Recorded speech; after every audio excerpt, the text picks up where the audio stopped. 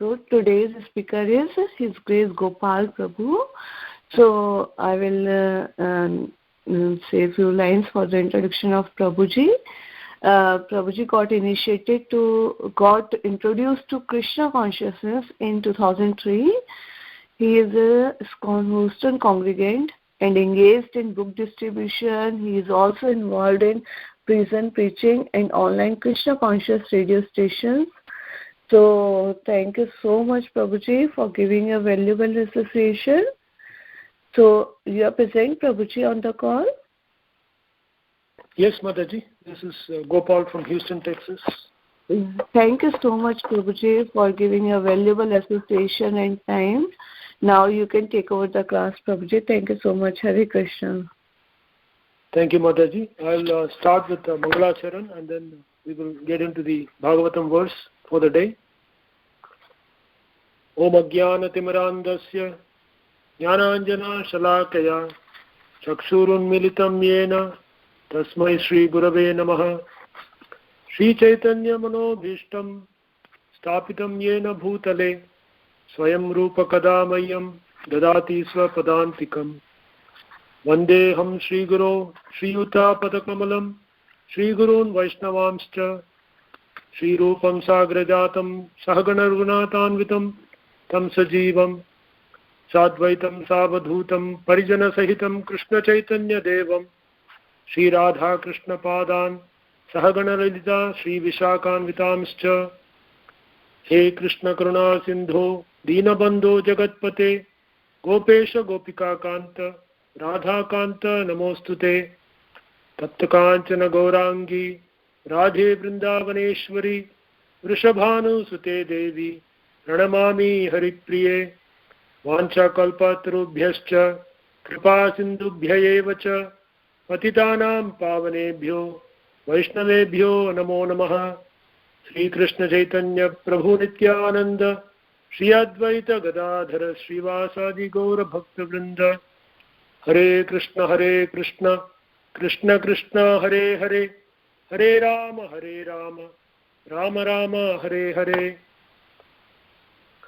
Om Namo Bhagavate Vasudevaya Om Namo Bhagavate Vasudevaya Om Namo Bhagavate Vasudevaya.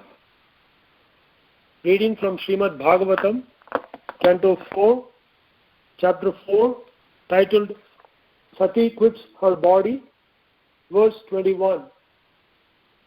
Mava padavya pitarasmadastitha yayajyashala sunadhuma vartmabhi tadanna triptair ashubhridbiridita avyaktalinga avadhuta sevita.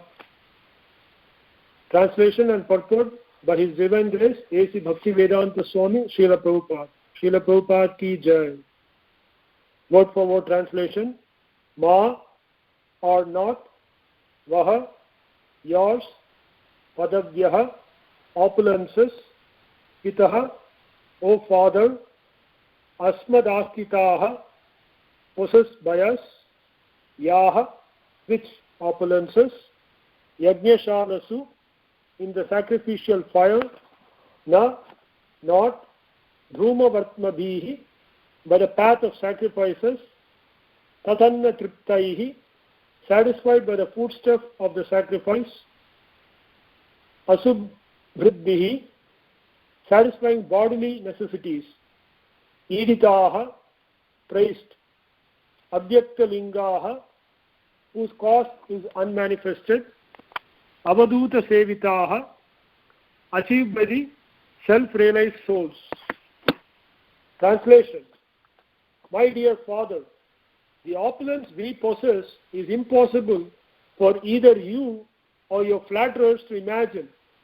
For persons who engage in fruitive activities by performing great sacrifices are concerned with satisfying their bodily necessities by eating foodstuff offered as a sacrifice. We can exhibit our opulences simply by desiring to do so.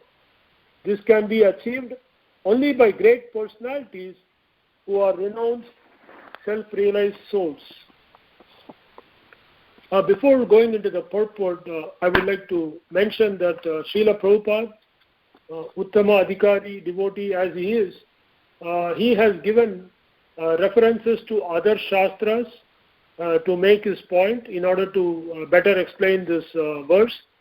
And so he has given 3 paragraphs of purport. So I will break after each paragraph so that it is much more easier to follow through rather than reading all the 3 paragraphs at once. So here comes the purport. Sati's father was under the impression that he was exalted in both prestige and opulence, and that he had offered his daughter to a person who was not only poor but devoid of all culture. Her father might have been thinking that although she was a chaste woman, greatly adherent to her husband was in a deplorable condition. To counteract such thoughts, Sati said that the opulence possessed by her husband could not be understood by materialistic persons like Daksha and his followers, who were flatterers and were engaged in fruitive activities. Her husband's position was different. He possessed all opulences, but did not like to exhibit them. Therefore, such opulences are called avyakta or unmanifested. But if required, simply by willing, Lord Shiva can show his wonderful opulences, and such an event is predicted here, for it would soon occur.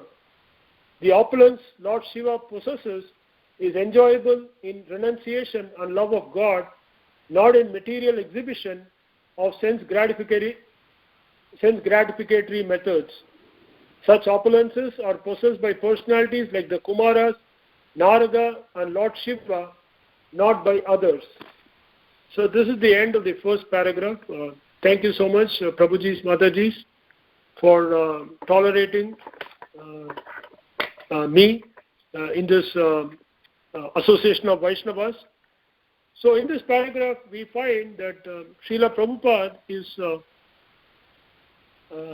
highlighting that how Sati is glorifying or implying the opulences by Lord Shiva. So the best reference we find in the Shastras is in the Nectar of Devotion, where the living entities are classified in 4 kinds. Right? So there is the jivas, living entities that have 50 opulences.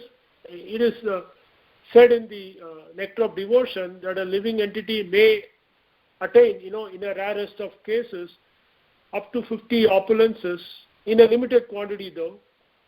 And above the living entity, the jiva is Lord Shiva. He has additional 5 qualities which make it 55 qualities.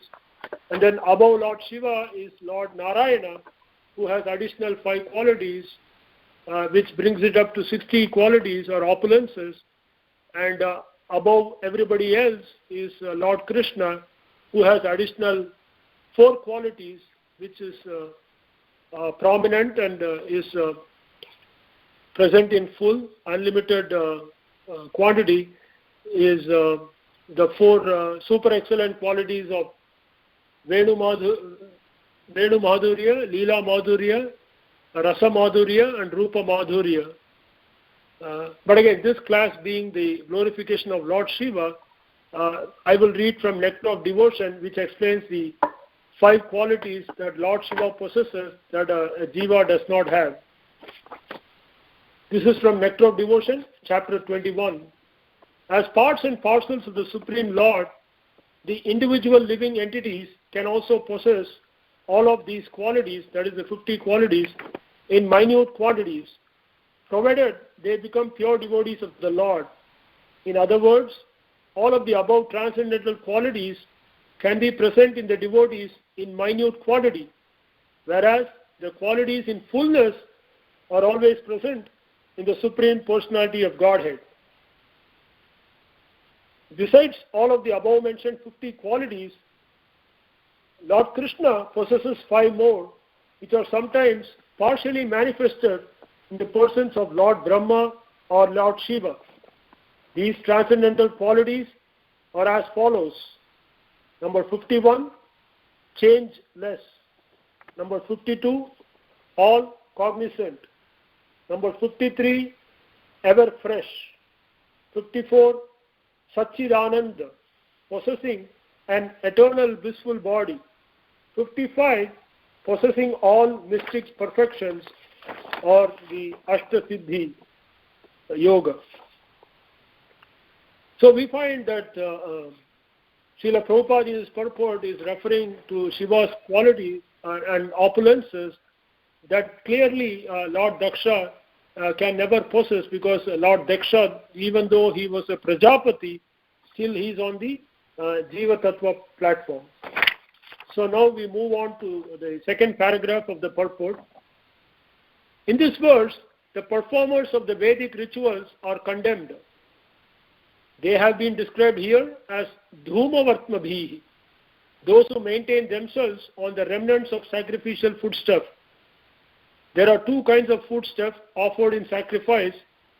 One kind is food offered in fruitive ritualistic sacrifices, and the other, the best, is food offered to Vishnu. Although in all cases Vishnu is the chief deity on the sacrificial altar, the performers of fruitive rituals aim to satisfy various demigods to achieve in return some material prosperity. Real sacrifice, however, is to satisfy Lord Vishnu, and the remnants of such sacrifices are beneficial for advancement in devotional service. The process of elevation by performing sacrifices other than those aimed at Vishnu is very slow, and therefore it has been condemned in this verse. Vishwanath Chakravarti has described the ritualistic performers to be like crows, because crows delight in eating the remnants of food which has been thrown into the dustbin. All the Brahmanas who were present for the sacrifice were also condemned by Sati. So we find in this paragraph, Srila Prabhupada, through his purport, is referring to the famous verse in Bhagavad Gita, chapter 3, verse 9, Yajñārtāt karmano nyatra lokoyam karma bandhanaha tadartam karma konteya mukta sangas samachara. The translation goes, work done as a sacrifice for Vishnu has to be performed. Otherwise, work causes bondage in this material world. Therefore, O son of Kunti, perform your prescribed duties for his satisfaction, and in that way you will remain free from bondage. So, while Sati is attending the sacrifice, she is clearly able to see for herself that the sacrifice being performed is not a sacrifice for Vishnu, rather than it is just a mundane sacrifice. And so she condemns such activity, not only her father, but also the present Brahmanas, because this is a fruitive mentality, or karmi mentality is to enjoy the results of such sacrifices. So we find in the purport of Bhagavad Gita 3.9, Srila Prabhupada also explains what is real purpose of sacrifice and how we can satisfy Vishnu. Since one has to work even for the simple maintenance of the body, the prescribed duties for a particular social position and quality are so made that that purpose can be fulfilled. Yajna means Lord Vishnu, or sacrificial performances. All sacrificial performances also are meant for the satisfaction of Lord Vishnu. The Vedas enjoin Yajno vai Vishnuhu. In other words, the same purpose is served whether one performs prescribed yajnas or directly serves Lord Vishnu. Krishna consciousness is therefore performance of yajnas as it is prescribed in this verse. The Varnashrama institution also aims at satisfying Lord Vishnu. Varnashrama charavata purusena parah puman Vishnur aradhyate panta nanyat tattosha karanam. Vishnu Purana 388. So now we move on to the third paragraph. Whether or not King Daksha and his flatterers could understand the position of Lord Shiva, Sati wanted to impress upon her father that he should not think her husband to be without opulence. Sati, being the devoted wife of Lord Shiva, offers all kind of material opulences to the worshippers of Lord Shiva. This fact is explained in the Srimad Bhagavatam in the 10th canto. Lord Shiva's worshippers sometimes appear more opulent than the worshippers of Lord Vishnu, because Durga or Sati, being the superintendent in charge of material affairs, can offer all material opulences to the worshippers of Lord Shiva in order to glorify her husband, whereas the worshippers of Vishnu are meant for spiritual elevation, and therefore their material opulence is sometimes found to decrease. These points are very nicely discussed in the 10th canto. So looking at the 10th canto, we find again how Shiva's opulences are glorified, and that is available in Canto 10, Chapter 88, verses 3, 4 and 5. Shri Shuka Vacha, this is verse 3, Shiva Shakti Yutaha Shashvat Trilingo Gunasamvritaha Vaikarikas Tajaisascha Tamasascheti Aham Tridha. Shri Sukadev said, Lord Shiva is always united with his personal energy, the material nature, manifesting himself in three features. In response to the entreaties of nature's three modes, he thus embodies the threefold principle of material ego in goodness, passion, and ignorance. Verse 4, Tato Vikara Abhavan Shodashamishu Kanchana Upadhavan Vibhutinam Sarvasam Ashmute Gatim. The 16 elements have evolved as transformations of that false ego. When a devotee of Lord Shiva worships his manifestation in any one of these elements, the devotee obtains all sorts of corresponding enjoyable opulences. Purport to this verse, 1088.4. False ego transforms into the mind, 10 senses, and 5 physical elements. Lord Shiva appears in a special linga form in each of the 16 substances, which are worshipped individually as deities in various sacred locations of the universe. A devotee of Shiva may worship one of his particular lingas to obtain the mystic opulences pertaining to it. Thus, Lord Shiva, Akasha Linga, bestows the opulences of ether, his Jyotir Linga bestows the opulences of fire, and so on. And last verse in the series, 1088.5. Harihi nirgunaha sakshat purusha prakrite paraha sasarvadrik upadrashta tam bhajan nirguno bhavet. Lord Hari, however, has no connection with the material modes. He is the Supreme Personality of Godhead, the all-seeing eternal witness, who is transcendental to material nature. One who worships him becomes similarly free from material modes. Purport. Lord Vishnu is situated in his own transcendental position beyond the material energy. Why therefore should his worship bear the fruit of material opulence? The real fruit of worshipping Lord Vishnu is transcendental knowledge. Thus, Lord Vishnu's worshipper gains the eye of transcendental knowledge instead of being blinded by mundane assets. The Lord being detached witness of the material creation, his devotee also becomes aloof from the interaction of Lord's inferior energies. So we find in the third paragraph that Lord Shiva's opulences are mentioned, and also at the same time we find that Lord Vishnu and Lord Krishna, their opulences are higher and elevated than that of Lord Shiva. But Shiva being Vaishnavanam Yata Shambhu, as it is explained in the 12th canto of Srimad Bhagavatam, there is no devotee more qualified than Lord Shambhu or Shiva. And we find that his qualities, even though he is has 55 qualities, excellent qualities, he does not consider it necessary to exhibit those qualities, to his qualities, to all and sundry, so that is the glory of a Vaishnava, is to remain humble even possessing super excellent qualities.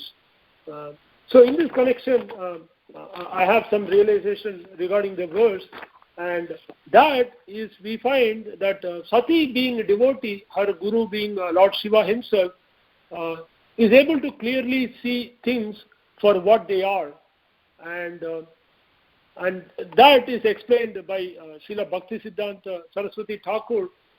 He explains that there are two types of darshana. Right?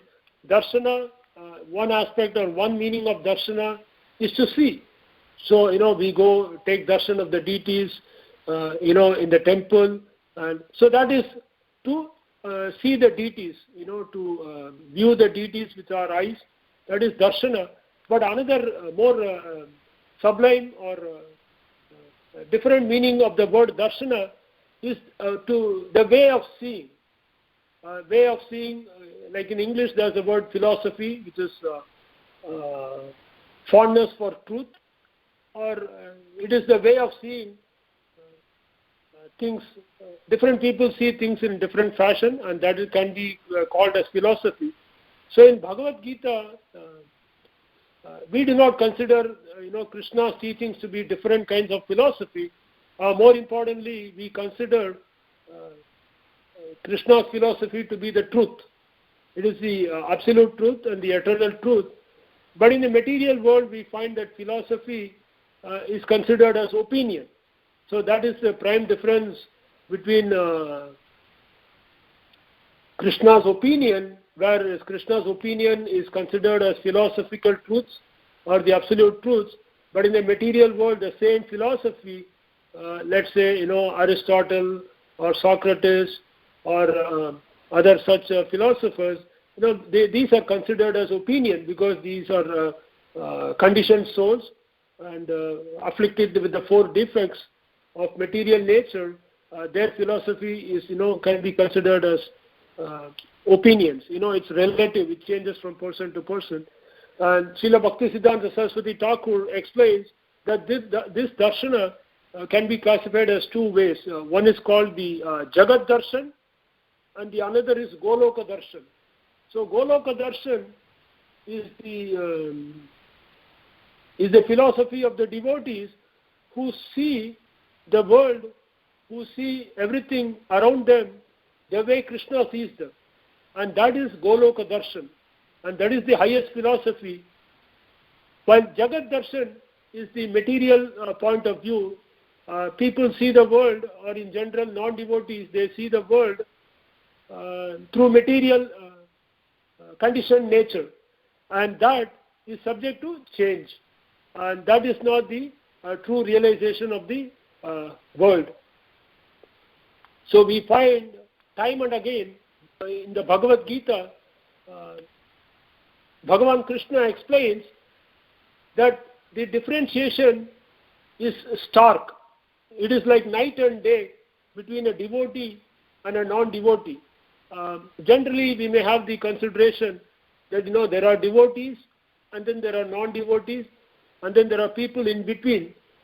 But Krishna explains in Bhagavad Gita, actually speaking, there are only two types of people. And where does he say that? Dvaubhuta sargo lokesmin daivasura evacha. So he explains in the 16th chapter, the Daivasura Sampat Vibhaga Yoga, that in this material creation, there's only two types of people, Daiva and Asura. Daiva are the devoted, Asura are the non-devoted. So in this instance, we find that, there's the devotees see the world in a certain way, the non-devotees see it in a totally different way. And another classic example Krishna gives, Yanisha sarva bhutanam tasyam jagrati samyami yasyam jagrati bhutani sa nisha pashyato munehe. So we find that night and day, what is night, for a muni, is opposite to that of a materialistic person, and what is day for a materialistic person is opposite to the person. So even though the conditions are the same, seemingly the same, it is the same world, it is the same goings on, it is the same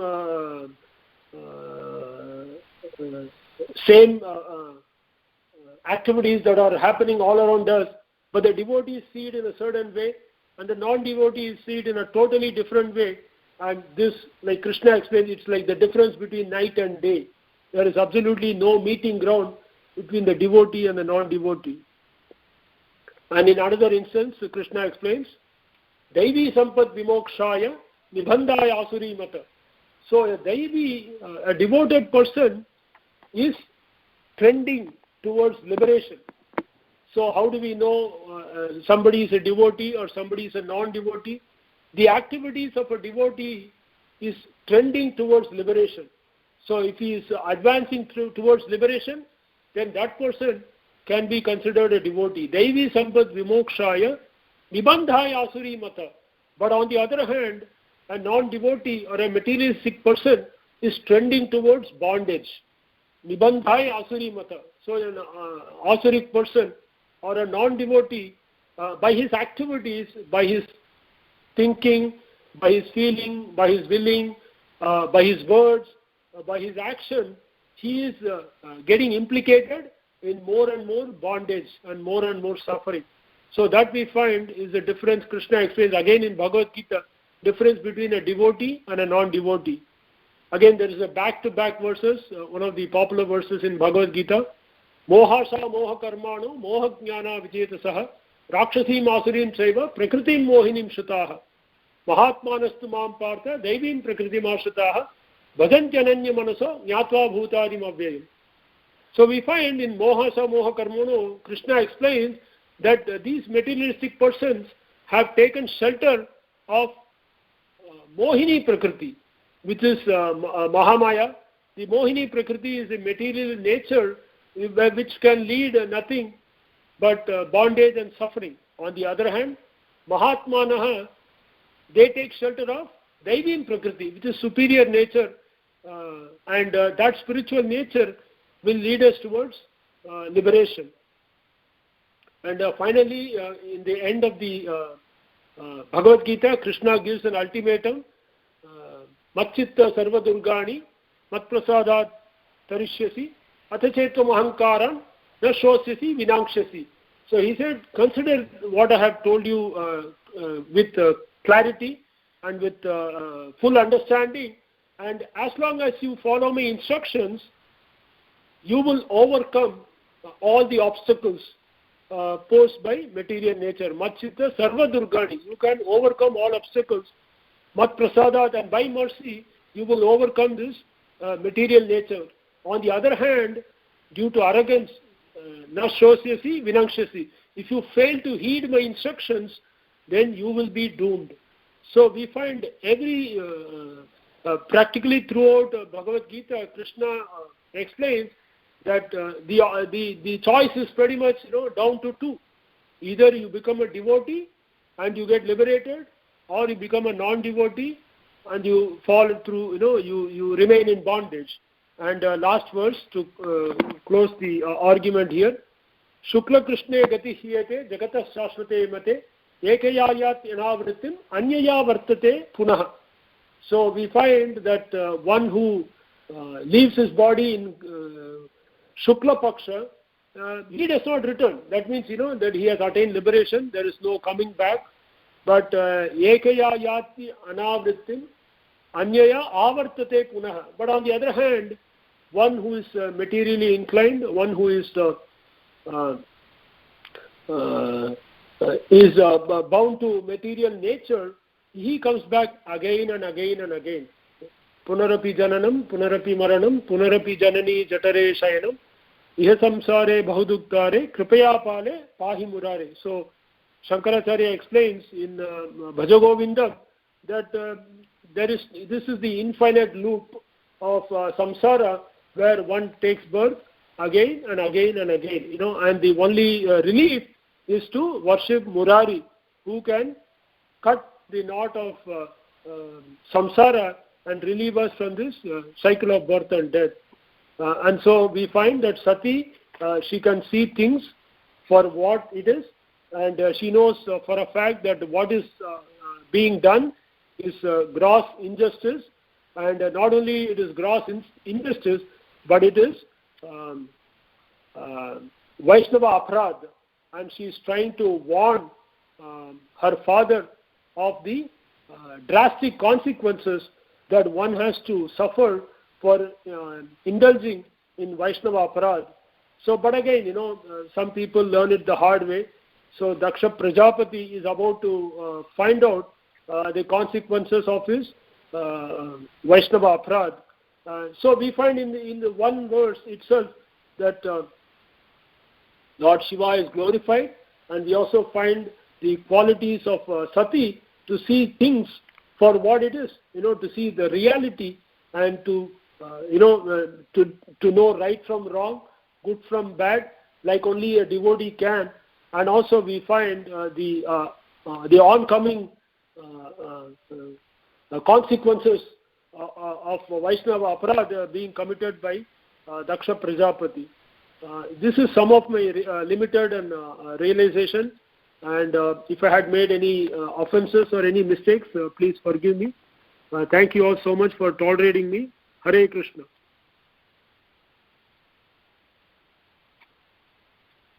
Hare Krishna, Prabhuji. Dandavat Pranam. Thank you so much, Prabhuji, for such a beautiful class, for explaining that the sacrifice means only to please Lord Vishnu, and the meaning of having darshan. So thank you so much, Prabhuji. And I request everyone, if they have any comment or questions for Prabhuji, they can ask. Thank you so much.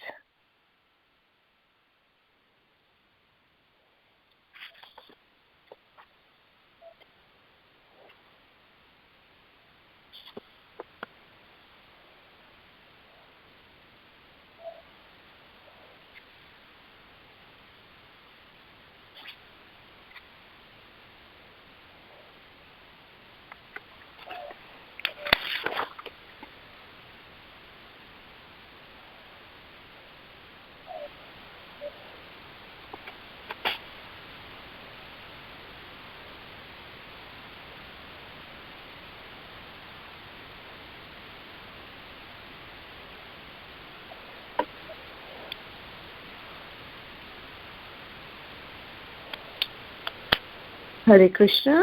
If no one has any comment or question, then we can end the call here. Vancham kalparubhishya कृपासिन्धुभ्यो वेच पतितानां पावनेभ्यो वैष्णवेभ्यो नमो नमः. अनंत कोटि वैष्णव वृंद की जय. Srila Prabhupada ki jai. His Grace Gopal Prabhuji ki jai. So thank you so much, Prabhuji, for giving a valuable association, and we are looking forward for your more classes. Thank you so much. Hare Krishna. Thank you, Mataji. Hare Krishna. Hari Bol. Oh, is there anyone? Hare Krishna, Mataji. Dandavat Pranam. Always to Srila Prabhupada and Guru Maharaj. Hari Bol. Dandavat Pranam. Hare Krishna, Mataji. So today's speaker is Her Grace Savitri Mataji. So thank you so much, Mataji, for giving a valuable association. Now, Mataji, you can start the class. Thank you so much. Hare Krishna. Okay. Thank you. Thank you so much. We are going to read from Sri Chaitanya Charitamrita Madhya Leela. Thank you for joining us. Please accept my humble obeisances. All goes to Srila Prabhupada, all goes to all the devotees, all the Vaishnavas. We are going to start from the text number 276. Om Ajnanatimirandhasya Jnananjanashalakaya Chakshurunmilitam Yena Tasmai Shri Gurave Namaha. Shri Chaitanya Manobhishtam Sthapitam Yena Bhutale Swayam Rupa Kadamayam Dadati Swapadantikam Vandeham Shri Guru Shri Yuta Padakamalam Shri Gurun Vaishnavamscha Shri Rupam Sagrajatam Sahagana Raghunatham Nitam Tam Sajivam साद्वैतं सावधूतं परिजन सहितं श्रीकृष्ण चैतन्य देवं श्रीनाथ कृष्ण पादं सहगना ललिता श्री विशाखान्वितांश्च हे कृष्ण करुणा सिंधु दीनबंधो जगत्पते गोपेश गोपिका कांत श्री राधा कांत नमस्तुते तप्त कांचन गौरांगी श्री राधे वृंदावनेश्वरी वृषभानुसुते देवी प्रणमामि हरिप्रिये वाञ्छाकल्पतरुभ्यश्च कृपा सिन्धुभ्य एव च पतितानां पावनेभ्यो वैष्णवेभ्यो नमो नमः श्रीकृष्ण चैतन्य प्रभु नित्यानंद श्री अद्वैत गदाधर शिवासदि गौरभक्तवृंद हरे कृष्ण कृष्ण कृष्ण हरे हरे हरे राम राम राम हरे हरे ओम नमो भगवते वासुदेवाय ओम नमो भगवते वासुदेवाय ओम नमो भगवते वासुदेवाय. We are going to read from Sri Chaitanya Charitamrita. We are going to read, from Sri Chaitanya Charitamrita Madhya Leela, chapter 28. Lord Sri Chaitanya Mahaprabhu instructs Sanatana Goswami in the science of the absolute truth. We are starting from the text number 276. तबे महत्तत्व হইতে ত্রিবিধা অহংকারো যাহা হইতে দেবতেন্দ্রিয় ভূতেরো পরচারো. First, the total material energy is manifested, and from this arise the three types of egotism, which are the original sources from which all demigods, controlling deities, senses and material elements expand. Purport. The three types of egotism, ahankara, are technically known as vaikarika, taijasa and tamasa. The Mahat Tattva is situated within the heart or chitta, and the predominating deity of the Mahat Tattva is Lord Vasudeva. Bhagavatam 3.26.21. The Mahat Tattva is transformed into three divisions. 1. Vaikarika, egotism in goodness. Sattvika, ahankara, from which is manifested the 11th sense organ, the mind, whose predominating deity is Aniruddha. Bhagavatam 3.26.27-28. 2. Taijasa, or egotism in passion. Rajasa, ahankara, from which are manifested the active and knowledge acquiring senses, along with the intelligence, whose predominating deity is Lord Pradyumna. Bhagavatam 3.26.29-31. And 3. Tamasa, or egotism in ignorance, from which sound vibration, shabda tanmatra, expands. From sound vibration, the sky, akasha, is manifested, and then the senses, beginning with the sense of hearing, are also manifested. Bhagavatam 3.26.32. Of these three types of egotism, Lord Sankarshana is the predominating deity. In the philosophical discourse known as the Sankhya Karika, it is stated, Satvika ekadashaka pravartate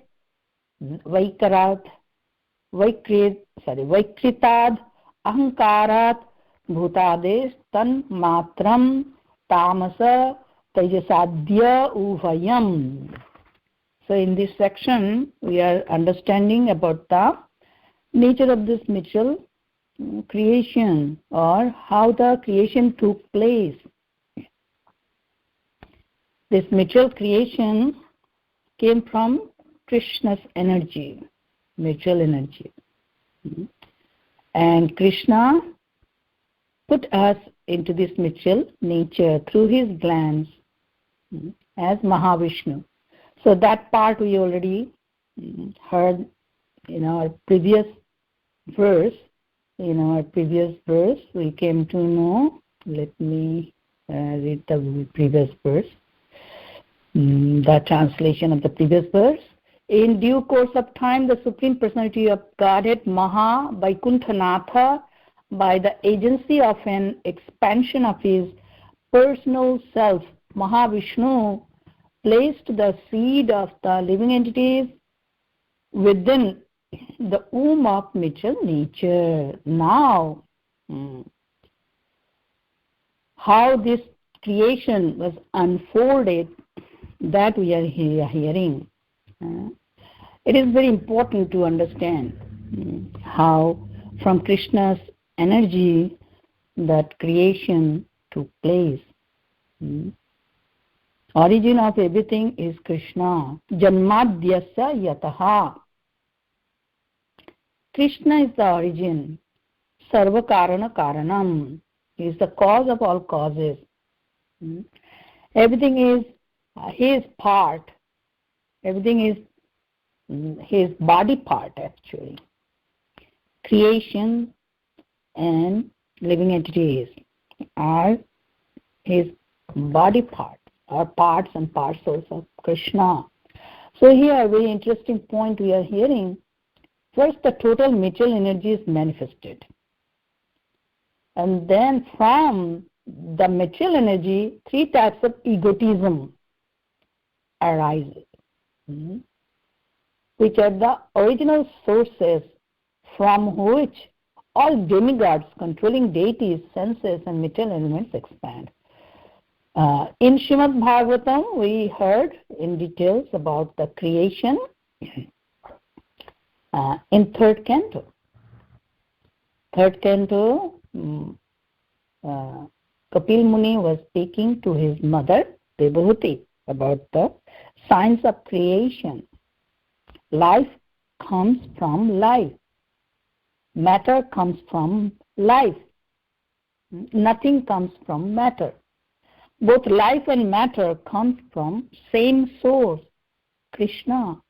So I'm just reading from some of the portions of the purport and the translation from third canto, Srimad Bhagavatam, text number 23 and 24.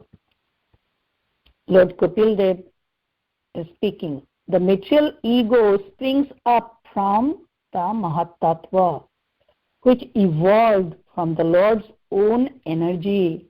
The material ego is endowed predominantly with active power of three kinds: good, passionate, and ignorant. It is from these three types of material ego that the mind, the senses of perception, the organs of action, and the gross elements evolve. The same point Sri Chaitanya Mahaprabhu is also speaking to Sanatana Goswami, how from pure state of consciousness, our ego, false ego, sprang up. So, in the purport, Srila Prabhupada says, in the verse 23-24 of Srimad Bhagavatam, in the beginning, from clear consciousness or the pure state of Krishna consciousness, the first contamination sprang up. This is called false ego, or identification of the body as self. The living entity exists in the material state. The living entity exists in the natural state of Krishna consciousness, but he has marginal independence. And this allows him to forget Krishna. Originally, pure Krishna consciousness exists, but because of misuse of marginal independence, there is a chance of forgetting Krishna. This is exhibited in actual life. There are many instances in which someone acting in Krishna consciousness suddenly changes. In the Upanishads, it is therefore stated that the path of spiritual realization is just like the sharp edge of a razor. The example is very appropriate. One shaves his cheeks with a sharp razor very nicely, but as soon as his attention is diverted from the activity, he immediately cuts his cheek because he mishandles the razor. Not only must one come to the stage of pure Krishna consciousness, but one must also be very careful. Any inattentiveness or carelessness may cause fall down. This fall down is due to false ego. From the status of pure consciousness, the false ego is born because of misuse of independence. We cannot argue about why false ego arises from pure consciousness. Factually, there is always the chance that this will happen, and therefore one has to be very careful. False ego is the basic principle for all material activities which are executed in the modes of material nature. As soon as one deviates from pure Krishna consciousness, he increases his entanglement in material reaction. The entanglement of materialism is the material mind, and from this material mind, the senses and material organs become manifested. That is the point we are hearing today. How from the clear consciousness or pure Krishna consciousness, which is known as original natural consciousness of a living being, has been turned into this false ego. Three types of egotism: Vaikarika, Taijasa, and Tamasika. Means ego in mode of goodness, ego in mode of passion, ego in the mode of ignorance. How it happens, we cannot argue. But contamination springs up from the pure consciousness. Originally, everything was pure. There's no doubt. But in the present state of our existence, is contaminated due to the contaminated consciousness. So if we understand our original, natural, clear, pure Krishna consciousness, then we can get back to that original position, original consciousness. Achieving the original consciousness means achieving the original, natural, pure state of existence. So this is required from our side. That's why Sri Chaitanya Mahaprabhu is enlightening Sanatana Goswami. And also in Srimad Bhagavatam, Kapil Muni is enlightening his mother. How original things have been now polluted here, and we think our wrong kind of consciousness, polluted consciousness, is our natural state of consciousness. It is not. So I'm reading few of the verses from Srimad Bhagavatam, from 3rd canto. The threefold ahankara, the source of gross elements, the senses and the mind, is identical with them because it is their cause. It is known by the name of Sankarshana, who is directly Lord Ananta with 1,000 heads. So, This threefold of ahankaras are coming from Lord Sankarsana. Reading some of the verse, again one more verse from Srimad Bhagavatam, translation and purport actually, I'm reading. Text number 26, chapter 26 and canto 3. This false ego is characterized as the doer, as an instrument, and as an effect. It is further characterized as serene, active, or dull according to how it is influenced by the modes of goodness, passion, and ignorance. Purport: ahankara or false ego is transformed into the demigods, the controlling directors of material affairs. As an instrument, the false ego is represented as different senses and sense organs, and as the result of the combination of the demigods and the senses, material objects are produced. In the material world, we are producing so many things, and this is called advancement of civilization. But factually, the advancement of civilization is a manifestation of the false ego. By false ego, all material things are produced as objects of enjoyment. One has to cease increasing artificial necessities in the form of material objects. One great Acharya, Narottam Das Thakura, has lamented that when one deviates from pure consciousness of Vasudeva or Krishna consciousness, he becomes entangled in material activities.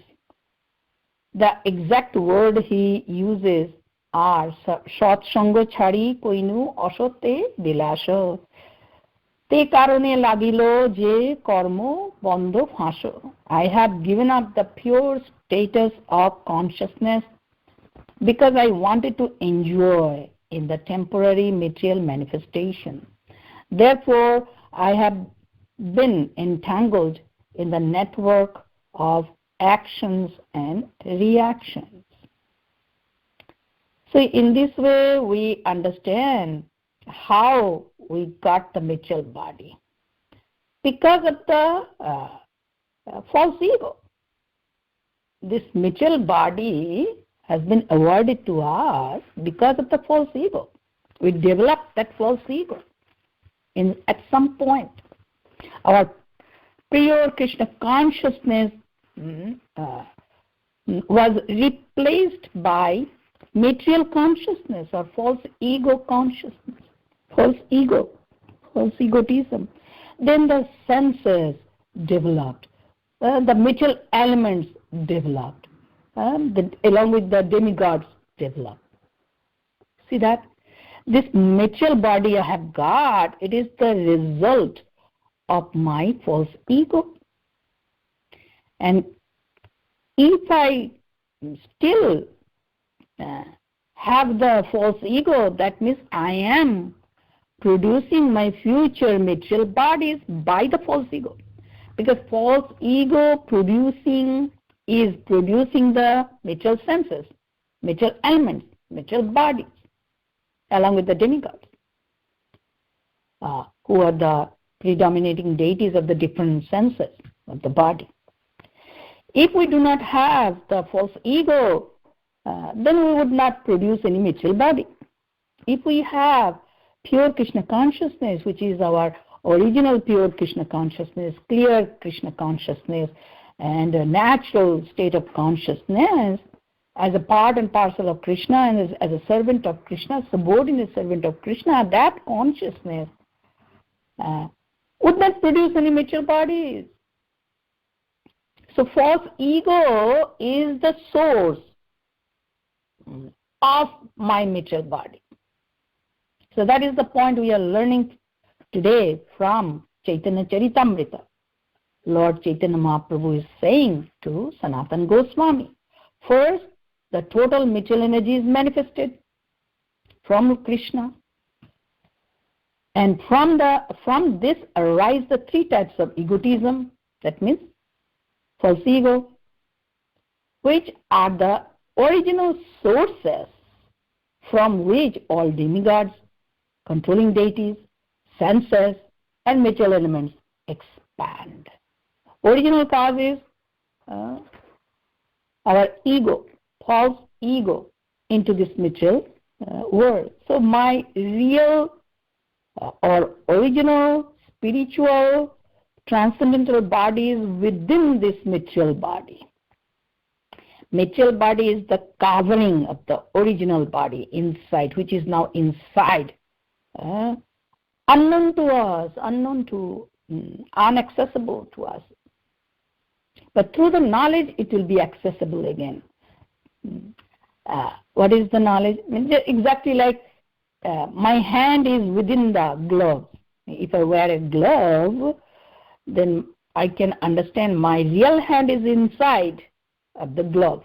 Similarly, the material body is the covering of the real body. Inside the real body or spiritual body or transcendental body is there. On top of that, the material body has been given to me. Why? Because I developed this false ego. False ego means identifying the material body as the true self. As long as we have this feeling, that consciousness, that sentiment, the material body is the me, if I do not see the real body inside, then I will be producing more and more bodies, material bodies. So the real point is to understand what is false ego and what is the pure state of Krishna consciousness, the Vasudeva consciousness or Vasudev Shuddha Sattva consciousness. Shuddha Sattva consciousness or Vasudev consciousness is situated within the heart, Chitta. And the predominating deity of the Mahatattva is Lord Vasudeva. In third canto of Srimad Bhagavatam and chapter 26 says all about that. And it is very important to know about this different transformations of the original state of consciousness, how we've been polluted. Where is the mistake I made? What was the mistake? What was the wrong thing I did? If I knew it, then I would have corrected that long before, but I didn't know it. Now, with the help of the scriptures and Chaitanya Mahaprabhu's mercy, we are understanding that. So false ego is the original cause for the material body. Because that is the cause of our senses, material elements and deities. Going to the next, 277, Sharbo Tattvo Mili Srijilo Brahmandero Gano Ananto Brahmando Taro Nahiko Ganano. Combining all the different elements, the Supreme Lord created all the universes. Those universes are unlimited in number. There is no possibility of counting them. Actually, there was no need to create the universes, material universes, in the mere material creation, if the living entity did not develop the false ego. We had been deviated from our pure Krishna consciousness. We had misused our independence. Means we did not like the idea to serve Krishna all the time and to be called us as servants of Krishna. Somehow or other, we didn't like it. And we wanted to be independent Lord, masters, or enjoyers ourselves. But in the pure world, we cannot, we are that kind of living entities with that polluted consciousness are not allowed to exist. So a different world had been created. This is material creation for all of us to reside and exercise that false ego over here.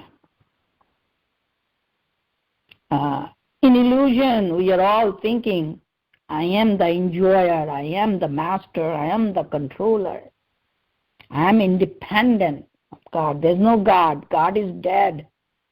I don't care about God. I am capable of doing everything myself. I don't need God. I cannot relate with God. So many wrong ideas are there. I want to enjoy here unlimitedly, and I am capable of enjoying. I want to lord it over. I want to dominate others. I want to exploit the material resources. This is the sign of false ego. Our false ego is the basis of all those activities. Whatever wrongdoings are going on in this world are due to this false ego.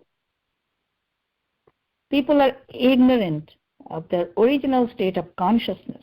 So going back to the original state of consciousness means going back to the original state of existence. Same point. Without having original state of pure Krishna consciousness, we cannot get back to our original state of existence. We'll be continuing in this material creation.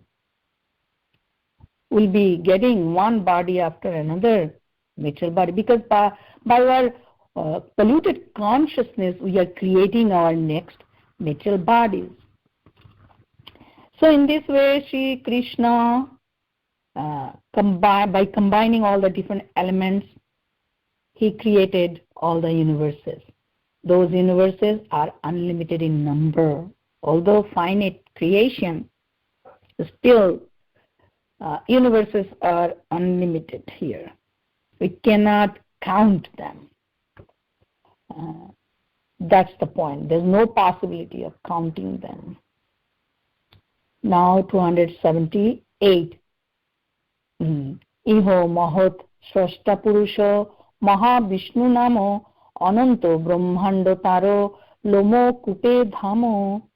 The first form of Lord Vishnu is called Mahavishnu. He is the original creator of the total material energy. The innumerable universes emanate from the pores of his body. So we also heard about creation, science of creation in our Chaitanya Charitamrita Adi Leela, in the beginning chapters, right? Chapter 2, chapter 3, chapter 4. We have studied those chapters in detail regarding the science of creation, how the creation took place. So the main point is we have to understand Krishna, realize Krishna, then we will understand the emanations of Krishna too. Just if we study the emanations, the material creations, the living entities, and the bodies, means living entities means the body. If we just keep on doing analytical studies of the material body, how many elements are there, or the material creation, would not give us complete understanding of the truth. So therefore it is absolutely important to understand Krishna and his different varieties of energies and his emanations, everything. Aham sarvasya prabhavo mattah sarvam pravartate. I am the source of everything, both material world and the spiritual world. Both the material world and spiritual world came from me, are emanated from me. Means everything is an emanation from Krishna, emanated from Krishna. So realization of Krishna means realization of his emanations also. Source is Krishna. Source is the supreme absolute truth, supreme absolute Lord. So here in this verse we are understanding, I'm not going for the details, 278, the first form of Lord Vishnu is called Mahavishnu. Means first Purusha avatar is known as Mahavishnu within the creation, or Karanadokashayi Vishnu. He is the original creator of the total material energy. The innumerable universes emanate from the pores of his body. We heard in details when he breathes out, all the universes come out in a seed form from the pores of his body. Then later grows bigger, and is a big universe. Each bubble or each seed grows so big, then it turns into a big universe, Anda, Brahmanda.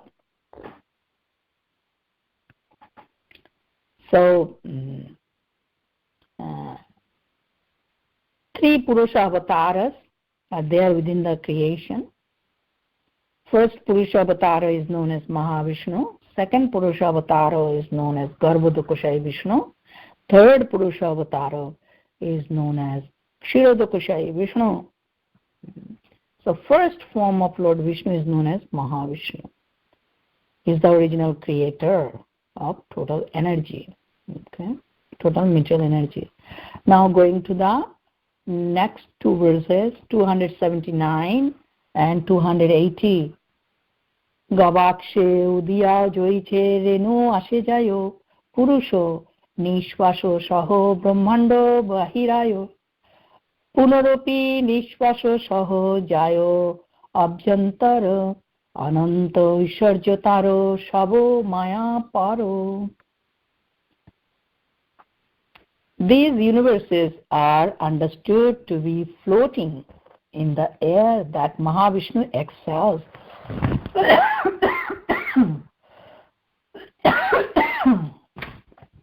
Sorry. They are like atomic particles that float in sunshine and pass through the holes of a screen. All these universes are thus created by the exhalation of Mahavishnu. And when Mahavishnu inhales, they re-enter his body. The unlimited opulences of Mahavishnu are completely beyond material conception. Very important point we are hearing from Lord Chaitanya Mahaprabhu. It's very important to remember the fact about the creation. It's an emanation. It is an emanation of Krishna.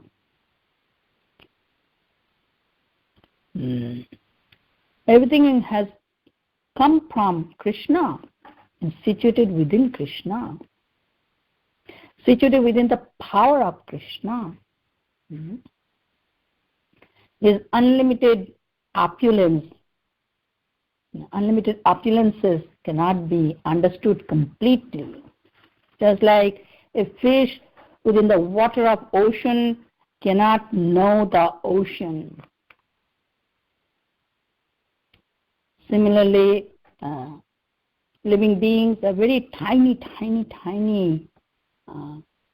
spark of energy of Krishna, cannot understand the total energetic, the total unlimited opulences, the total unlimited potencies, power, ability, knowledge, beauty, nothing can be understood completely.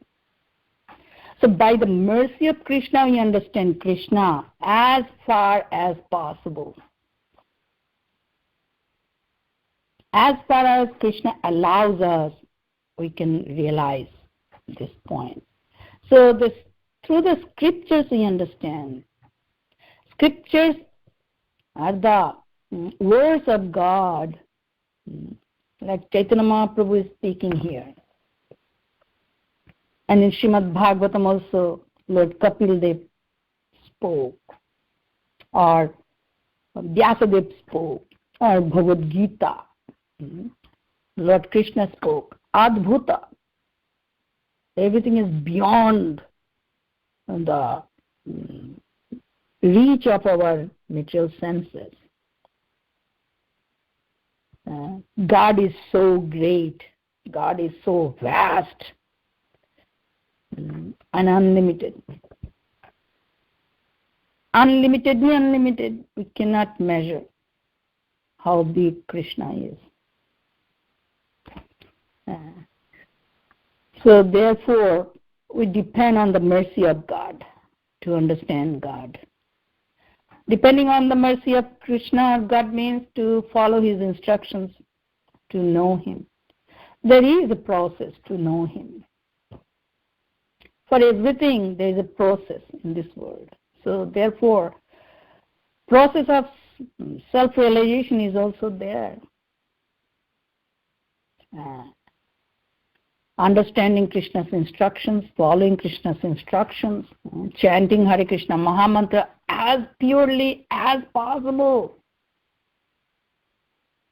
We must have only one goal: to reach Krishna. Target is Krishna. Goal is Krishna. Aim is Krishna. We can understand everything directly in proportion of realizing Krishna. As much as we realize Krishna, we realize everything. That's also, it is said, Yasmin Vijñate Sarvam Evam Vijñatam. By realizing Krishna, we become realized of everything, right? Because everything is nothing but Krishna's form, another form, or energy, or emanation of Krishna, varieties of Krishna. Nothing is independent of Krishna.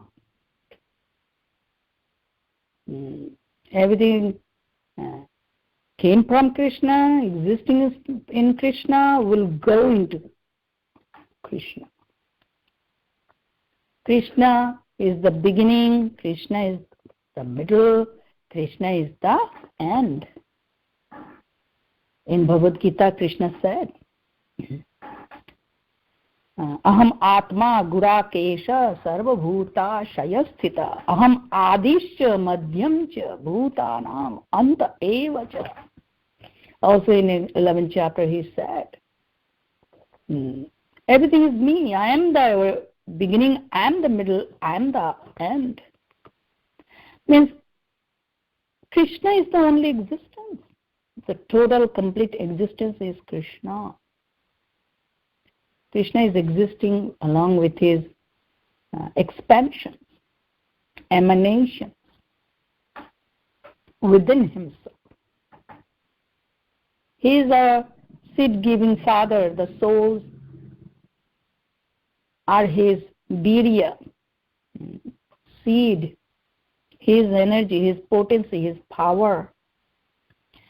In this way, we can gain back that our original Krishna consciousness, the pure Vasudev state of consciousness, or Vasudev Shuddha Sattva consciousness. Point is that, how to get back to the original state of consciousness. By getting back to the original pure consciousness, we will get back to our original pure state of existence. That is the whole purpose of studying the scriptures.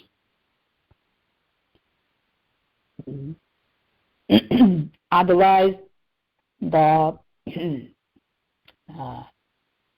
material existence will continue for us. We remain entangled into this material existence. Means we'll be getting one body after another body, and we'll be suffering endlessly. There's no end to it. There's one point. Another point is we would not achieve that unending bliss that we are hankering for. That would not be in our experience. We would not achieve that state of blissful consciousness, blissful existence. Achieving blissful consciousness means achieving blissful existence, which is our natural existence. So by avoiding scriptural readings and avoiding a realization of the scriptures, we cannot get back to our original state of blissful existence, which is the purpose of all the Vedic knowledge. Now I'm going to the next one, 281.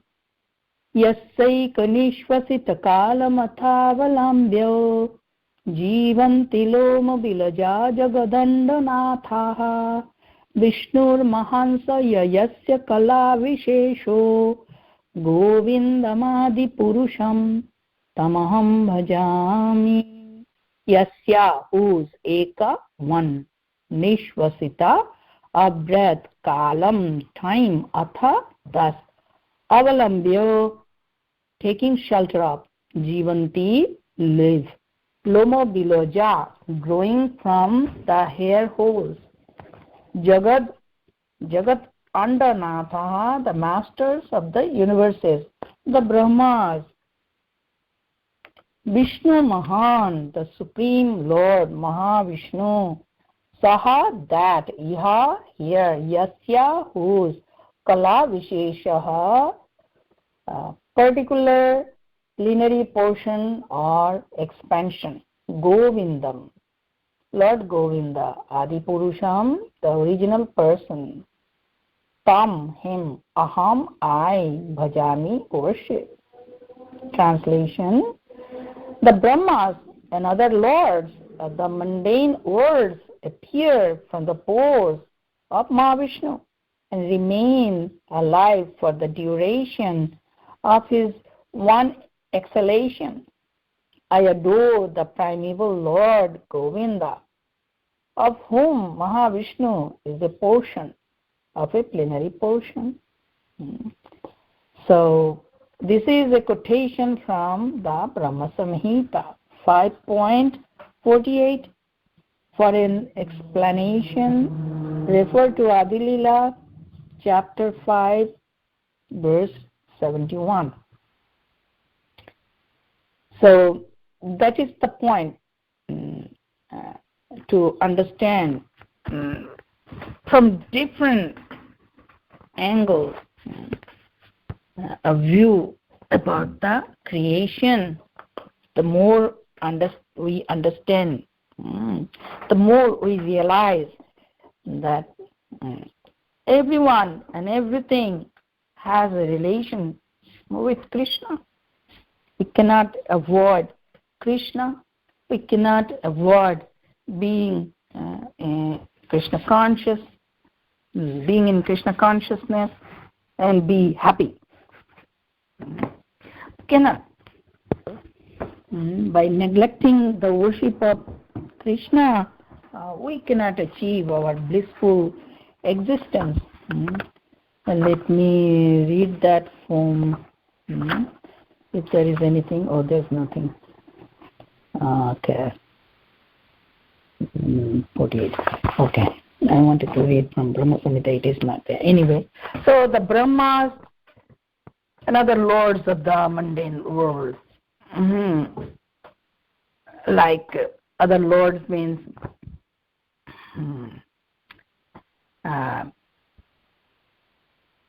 even devatas, the demigods, Also they come from the body of Mahavishnu, the living beings, Brahma, other lords, all. Even Lord Shiva also came from Mahavishnu. Brahma Samhita says that. So Mahavishnu is so powerful, and his one breath is so long that whole creation is existing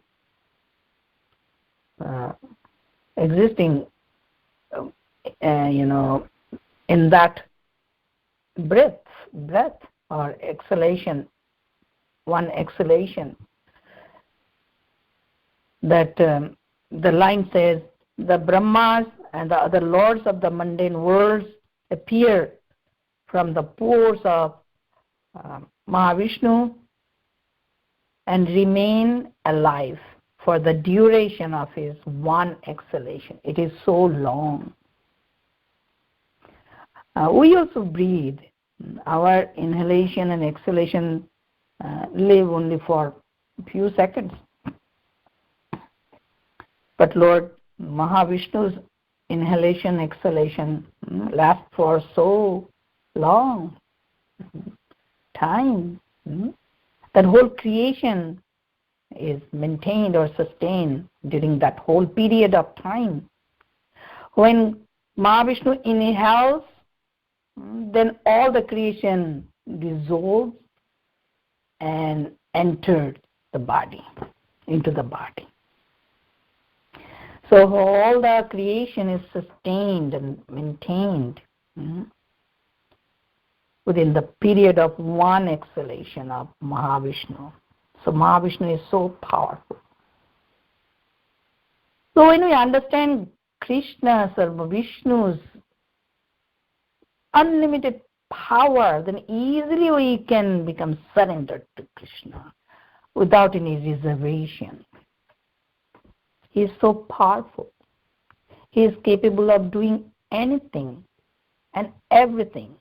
He is capable of doing impossible, possible, or a possible in impossible. Even we have little realization of his power, immediately we can surrender ourselves to Krishna. And immediately we feel so protected. As soon as we are surrendered, the soul experiences so peace and protection, love from Krishna immediately. And feeling very comfortable with the life, with the situation. In any situation, a surrendered soul feels very comfortable because he has surrendered his life to Krishna. It is not with him, it is now with Krishna.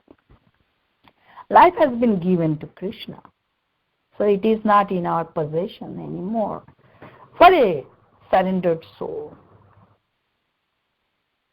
So this realization is very critical, very important to realize even fraction of Krishna's ability and power, potency. If we realize a little bit, then from our side, it is so easy to surrender. Otherwise, we hear the devotees or anyone is struggling hard to surrender. And even after surrendering, they also struggle to come back to the independent state again. This idea to lose the independence is very frightening idea. It's like the death-like situation, forgetting our existence, independent existence. losing our existence is illusion. We do not lose. Because we fear the death. Why? Because we think that I'll lose my existence. This is illusion. Similar situation happens when we try to surrender to Krishna. Oh, I lose myself. I lose my control. I lose my existence, power, ability, everything. I'll be under someone's control, Krishna's direction, Krishna's dictation. Oh no, it is not good. It is not possible. So, but it is most wonderful, most comfortable situation for a soul, most peaceful, pleasing situation. And who is Mahavishnu? He is a portion of a plenary portion. Plenary means complete portion of Krishna, means complete Krishna. This is transcendental science. This is not material science. It's not that Mahavishnu has less potency than Krishna, less ability. No. Mahavishnu is another form of Krishna.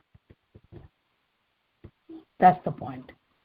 Having the same potency, ability, power, everything. So Mahavishnu is so powerful. Now 282, Shomosto Brahmando Gonero Iho Antarjami Karunabdhi Shai Shabo Jagotero Shami. Shomosto Brahmando Gonero, of the aggregate of the Brahmandas or universes, Iha, that Lord Mahavishnu, Antarjami, the super soul, Karuno Abdi Shai, Lord Mahavishnu, lying on the causal ocean, Shab Jagotero, of all the universes, Shami, the Supreme Lord. Translation: Mahavishnu is the super soul of all the universes, lying on the causal ocean. He is the master of all material worlds. So there are three super souls. First Purusha Avatara, or Mahavishnu, or Karanadukashayi Vishnu, or Karunabdhishayi Vishnu, is known as the super soul of the whole material existence, total universes, aggregate of Brahmandas or universes, total material creation. He is the super soul or indwelling controller of the total material creation. He is Mahavishnu, or Karuna Dukashayi Vishnu, or Karuna Abdi Shai Vishnu. Second Purusha Avatar, Garbhodakashayi Vishnu, is the expansion of Mahavishnu. He enters in each universe, and he is the super soul of particular universe, or indwelling controller or monitor. Indwelling monitor or indwelling controller or super soul or overseer of a particular universe. Antaryami. Antaryami means all-knowing Lord, who lives within the heart of a living being or within the heart of a universe. So Garbhodakashayi Vishnu, or second Purusha Avatara, is the super soul of a particular universe. Then another expansion of Mahavishnu, or secondary expansion of Mahavishnu, or expansion of Garbhodakashayi Vishnu, is known as Kshirodakashayi Vishnu, third Purusha Avatara. He enters in every atom and in every living being's heart. He is the super soul of one particular living being, the super soul of an atom, So Krishna is so great. He is the greater than the greatest. Also, he is the smaller than the smallest. He can be both. He is the greater than the greatest. Also, he can be smaller than the smallest. That's why he can enter into Andantarastam Paramanu Chayantarastam, into an atom, into a molecule, an atom, Paramanu is the smaller than the atom. So this is Krishna. And he is the super soul of a living entity. Means indwelling monitor of all activities. He is the indwelling controller or meter. He is super soul. And he is Maheshwara, Supreme Personality of Godhead. Because he enters in an atom, that doesn't mean that this super soul is less powerful than Krishna. It's inconceivable for us. This is Krishna consciousness. Upadrashta Anumanta Bharta Bhokta Maheshwara Paramatmiti Chapyukto Dehiyasmin Purusha Para. He is Maheshwara. He is not same as individual soul. He is always Paramatma or Maheshwara, Maha-Ishwara. He is not less than Krishna in any way. This is Krishna, inconceivable Krishna, most amazing Krishna. So in this way, we are hearing again about the science of creation from Sri Chaitanya Mahaprabhu. So one more verse. 283. Eito kohino prothamo purushero tattva ditiyo purushero ebe shunoho mahatma. Eto kohino prothamo purushero tattva ditiyo purushero ebe shunoho mahatma. I have thus explained the truth of the first personality of Godhead, Mahavishnu.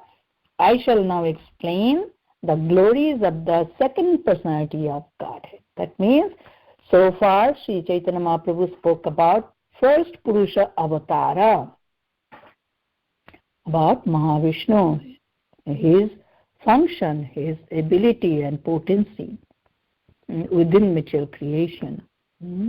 Then Sri Chaitanya Mahaprabhu will explain about the second Purusha Avatara and Ditiya Purusha Avatara in the following verses. So we have completed up to 283 in Chaitanya Charitamrita, chapter 20.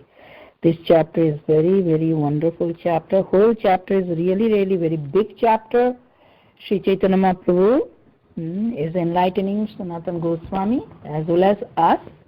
And it is very important to understand again and again and again and again about the creation, how it takes place, how it is being maintained, how did we get the material body,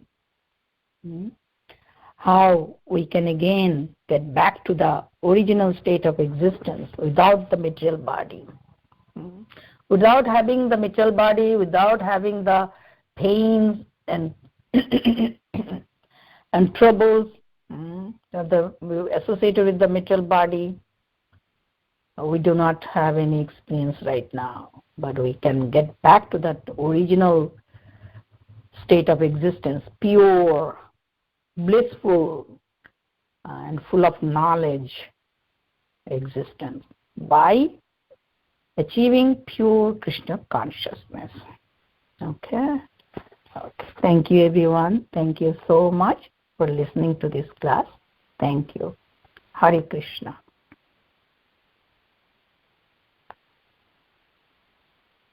Hare Krishna. Hare Krishna. Thank you so much, Mataji, for explaining so beautifully about the different types of egos and how you said that we cannot know Krishna only by the mercy of Krishna. We can know Krishna in only that proportion he allows us. So that's so beautiful. So thank you so much, Mataji. Hare Krishna. Yeah. Allows us means by seeing our seriousness. He allows us with that proportion too. Yes. It's very important to understand the creation, process of creation. Yes. Is there any question or comment here? I know most of the devotees. I have a few questions. Yes. I don't know what we will have time for, but yeah, we have time. Okay, so one thing you were making a point that when we understand how powerful Krishna is, then we will feel inspired to surrender to him. But when you were saying, yeah, I lost you. Haribol. Hare Krishna. Haribol. Oh, I'm sorry. I pressed the button and I lost you. Yeah, I didn't hear you anything. Okay. Yeah. Let me repeat. So, like we said, Krishna's powerful feature will inspire us to take shelter of him, surrender to him.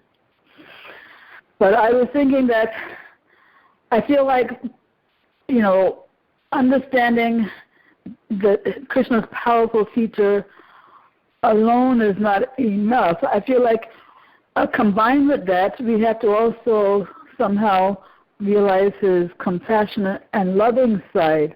Otherwise, I was thinking there are so many powerful dictators and oppressive leaders. They're powerful, but we would not be inclined to, surrender to them because we don't experience that loving side. So I feel like, we have to have both understanding of both his powerful nature combined with his loving side in order to take shelter. But this knowledge is not without the understanding of his love for us. The scripture itself is the manifestation of his love. It is not material kind of love that we experience. As we associate this example with, a dictator is so powerful, without compassion, nobody will voluntarily surrender or take shelter of that person. This is material understanding. We assume a powerful person has no love and mercy. That's why he got to the top, Here, we are understanding Krishna. Even the creation itself is the manifestation of his love because he is giving me a chance to rectify my mistakes. And the scripture and his personal involvement, personally his teaching, itself is the manifestation of his love for me. So, of course, it's a fact. Without realizing the love from mother or father, a child cannot learn how to love Krishna, which is the goal. Yes, it is the goal. But as soon as if we understand that I'm so tiny, helpless, I need help from a person, powerful person, and I need friendship with a powerful person, of course kind person, then we are inclined, inspired to take shelter because he has instructed us to take shelter, and we are unable to do that. Even we hear that he is loving me. Actually, this life itself is the love, manifestation of love of Godhead. Krishna, because this human form of life is a love, a manifestation of his love, expression of his love. A soul has gotten the chance to develop the relationship with Krishna, right? So, I'm hearing some sound actually. So, little understanding of his power inspires us to be with him, to take shelter of him, because his transcendental subject matter, totally pure subject we are hearing today or any time we study. Our problem is we impose our material experiences into it. Just think an innocent child when realizes I'm on the lap of my mother and seeing at the mother, immediately feels the love of the mother. Similarly, if we realize this point, we are on the lap of Krishna. We are within Krishna, and we are seeing Krishna all the time. No matter what we see, actually we are seeing Krishna. You feel love for Krishna. It is there included. Mm-hmm. All right. Okay. Also, thank you. Yeah, another question I had was about Krishna's aspect of being aloof. So Yeah. as you were saying, you know, Krishna includes everything in existence. So I just want to confirm my own understanding that this aloof feature that he has means that, for example, the material world, this material energy, its source is Krishna, but even though the source of this world is Krishna, in his form, you won't find material energy because he's simply, you know, internal potency. He's not external potency. His form is comprised of internal potency only. So when we say that he is aloof from this material world, isn't it that although Krishna, whose form is only internal potency, even though that form is the source of this material world, material energy won't be found in his form. So is that how I should understand aloof? Well, what is material energy? This is inferior energy of Krishna. Apara Prakriti. In Bhagavad Gita it is said. Superior energy is known as Para Prakriti. In other words, we understand material energy and spiritual energy. Originally, everything is spiritual. It is another form of spiritual energy. Remember, in the beginning of the Madhya Leela, we heard a lot. It's not different, but differently manifested over here. And now being aloof means this is Krishna's inconceivable and potency. Yogam Aishwaryam. To Yogam Aishwaryam. Mystic potency. That he is able to keep himself also aloof, although he is everything. Everything is Krishna. Still everything is not Krishna. This is the inconceivable fact. You cannot separate anything from Krishna, although we are understanding material energy is not within Krishna, but it is within Krishna. This material energy or inferior energy is a part of Krishna too. Energy and energetics are non-different. That's why he is capable of manifesting himself completely within the material energy also. For example, in the stone or wood or metal we see Krishna. Yes, complete Krishna we see. But I don't see Krishna. I see a stone. I see a metal. Okay, what is metal? Analyze. This is Krishna's material energy. Yes, but on the other hand, you know the Krishna is omnipotent. Yes, all-powerful. Yes. So he is able to present himself even in this material energy or his inferior energy. He can turn the material energy into spiritual energy too. This is possible for Krishna. Inconceivably omnipotent, all-powerful. See, the fraction of power, if we realize and we surrender, then we understand omnipotency also, how his potencies act so wonderfully. Inconceivably, we cannot comprehend how he is fully capable of manifesting himself in matter. Okay, another form. He is within the heart as super soul. How he is here? Most unlimited form. Big is the bigger than the biggest. He is the smaller than the smallest. He is within the heart. How he has entered? Mystic things. Mystic.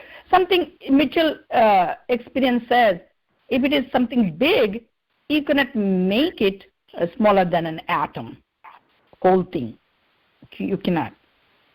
Or which is smaller than the atom, you cannot make it bigger than this planet. This is not possible materially to conceive, right? How one thing or one person who is the greater than the greatest can be also smaller than the smallest. So mystic potency we have to admit.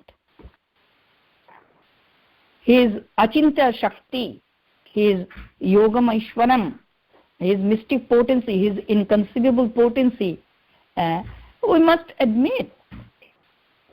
So aloof means he is capable of keeping himself also separate from all involvement within this material energy. He is fully involved in the spiritual energy. But still he is involved here, but still he is capable of keeping himself aloof. How? It is his mystic potency. When we become devotees of Krishna, surrendered souls to Krishna, then all the mysteries are understood very wonderfully, because we see everything as an emanation from Krishna, and everything originally is spiritual, fundamentally spiritual. This material nature, material energy is also fundamentally spiritual. There was a need to create this material world. That's why his own spiritual potency is acting as material energy. Okay, wait. So when you say it's acting as material, yes, that means that although it's a spiritual energy, acting as material means that his energy, that spiritual energy, is manifesting in a way to make it appear to the conditioned souls as though it is something separate, different, and independent from him. Exactly. That's what that means. Yes. Means we can also, when we engage everything in the service of the Lord, then it regains the spiritual quality. Everything is spiritual then. So therefore, a surrendered soul, an enlightened soul, always sees the background of everything, that is Krishna.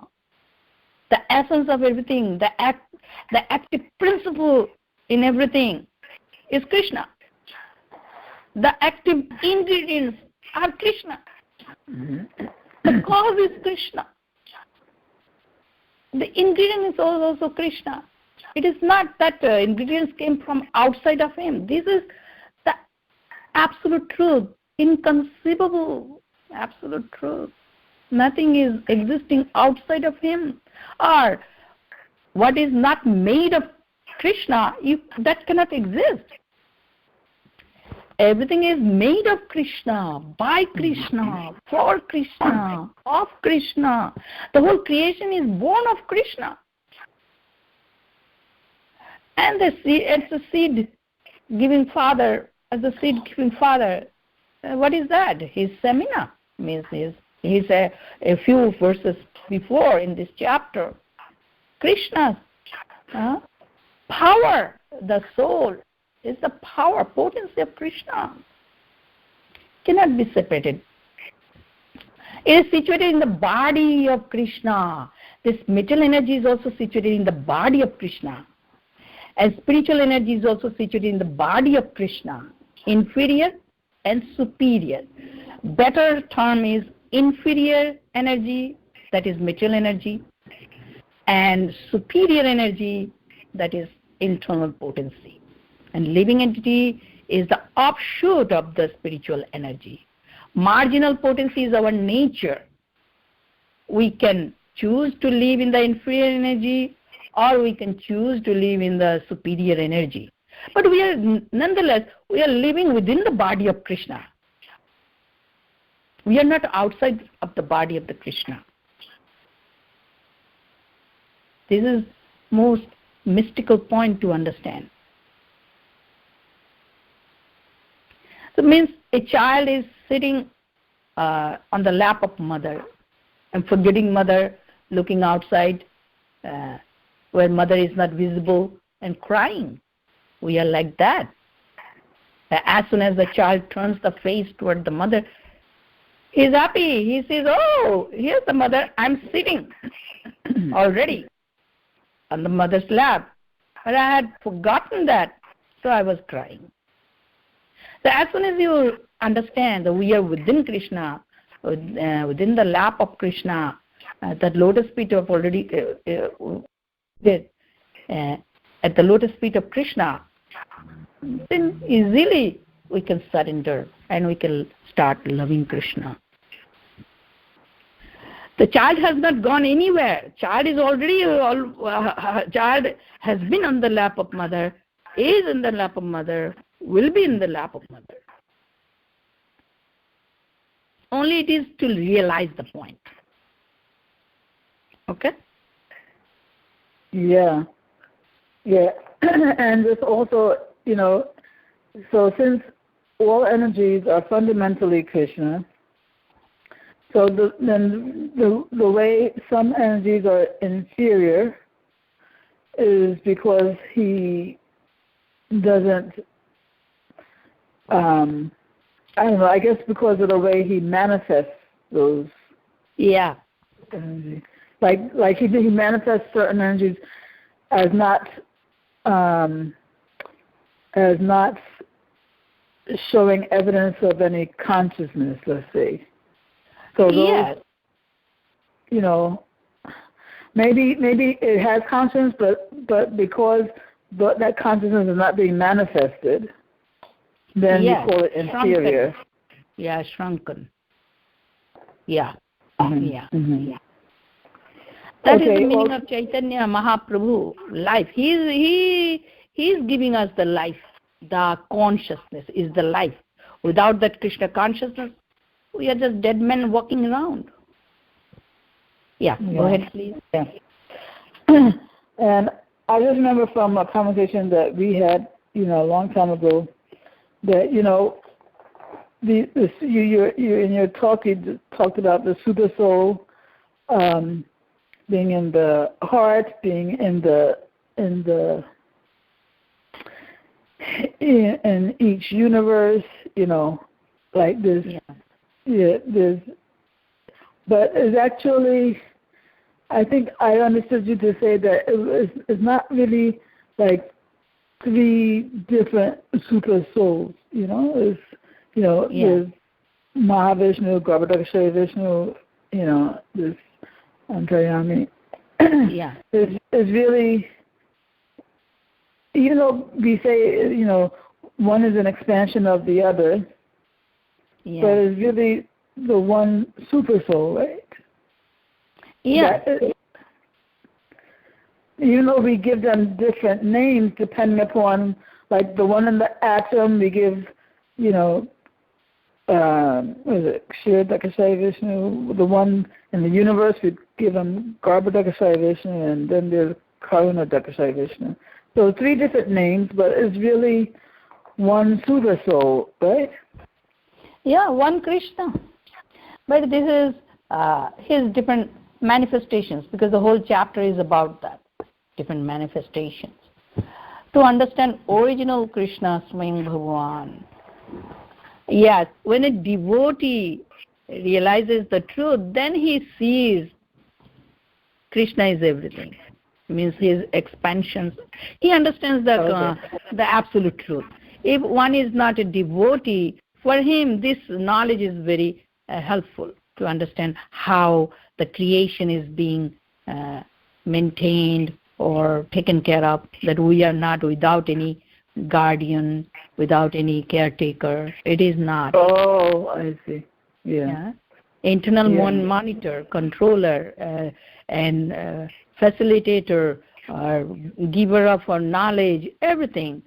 At times when you need Krishna, where is he? Okay, he is within me. All right, I feel so much confidence now. Mm-hmm. So this is required. Are we totally orphan? No, no way. Krishna has not abandoned us. He is always with us. This knowledge is required. Yeah. And then we become very blissful, happy. A fish within the water of the ocean is happy. Wherever the fish goes, water is there. A fish is not devoid of water. The life source, the energy is water for the fish. It's always there. So we are like that fish within the vast existence of Krishna. Fish loves water, we love Krishna. Krishna is everywhere. So I don't know, how does he look? Okay, he has a face, Krishna. It's not impersonal, it's a person. Although he's everywhere. Water, although we give this example, but water, you're going to find a foam. But Krishna has a form. I've been hearing about God all my life, but I don't know how does he look. Okay, here he is, Krishna. Yeah, he has a face. He has a voice. Yes. Form. Yes. He has heart too. Yes. He loves. Yes. He has loving feelings in the heart. Yes. This is the good news, okay? He doesn't have only the physical heart, but the loving feelings are also there in the heart. Okay.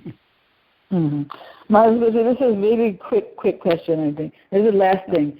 Okay, right. Lord Shiva, you said comes through Mahavishnu. So the Shiva that comes, I think, is the anger of Lord Brahma. What is the difference between? Actually, no difference. Actually, in some kalpas like that. In Brahma Samhita, it is said Lord Shiva came from Mahavishnu. Also, in Srimad Bhagavatam says Lord Shiva came from the eyebrows of Lord Brahma when Lord Brahma got angry. Yeah. So in some creation, in sometimes it happens. Actually, that Brahma we hear from whom Lord Shiva comes, but Lord Shiva is superior than Brahma. Sometimes Brahma is not, generally we understand Brahma is a living being. In some kalpas, a suitable Brahma is not available. Then Lord Krishna himself takes the post of Brahma, acts like a Brahma. Then from his eyebrows, Lord Shiva comes. So Lord Krishna's anger and Lord Krishna's love are non-different. His affection and his love and his anger are both same. Absolute truth. So we accept all as truth. In some kalpas that may have happened, or in the present kalpa this might have happened, but in some other kalpas from Mahavishnu, Lord Shiva comes. Actually, Mahavishnu and Lord Shiva also sometimes we hear same personality, Sadashiva. Actually, in Srimad Bhagavatam, I was reading that purport, wonderful purport.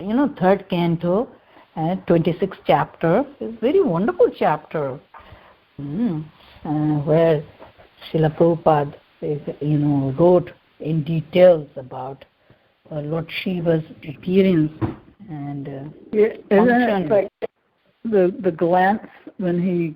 Yes, Mahavishnu's glance. Right? Yeah, Mahavishnu's glance means that glance is Shiva, Lord Shiva. Yeah. Is that what you were referring to when you said he comes from Mahavishnu? Yes. Were you were referring to the glance? Another form. Yes. So very nicely, Srila Prabhupada wrote that. I forgot which number I was reading in that third canto. It's really, really nice way Srila Prabhupada put everything in one place. That third canto, chapter 26, so wonderfully he put in one place. Beautiful, beautiful. Whole chapter I'll read again. Means Srila Prabhupada's, purport. Very, very informative. Very deep, very wonderful, very nice. Canto 3, chapter 26, and you'll get all those answers over there. Very nice. I'm going to read again. I have lost that number, particular verse number and the particular purport. All right. Okay, thank you so much, Mother Vijay. Thank you, Gauranga. Yeah. Thank you, so nice. Nice questions. Thank you for asking nice questions. Although I'm not capable of giving you all No, it was very enlightening. All the answers were very enlightening. Thank you so much. I'm just trying my best. Whatever level of understanding I have, I can share that much. All right. Thank you. So, thank you, everyone. Thank you so much. I think we can end the class now. Okay. Vancha kalpataruvhyascha kripa sindhuvayeva cha patitanam pavanebhyo vaishnavebhyo namo namo. Shri Chaitanya Charitamrita ki jai, Srila Prabhupada ki jai, Gaur Premanande, Hari Hari Bol, Hare Krishna. All the Vaishnava Vrinda ki jai, Hari Bol. Bye.